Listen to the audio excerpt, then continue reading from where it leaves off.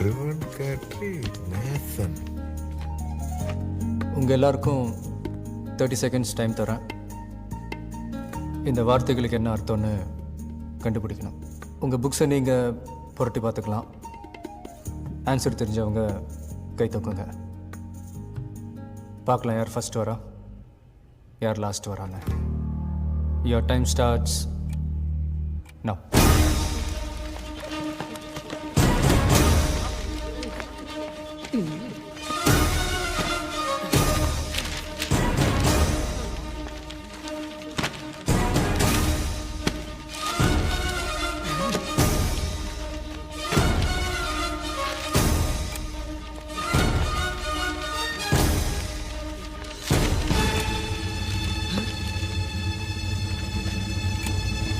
Time அப்.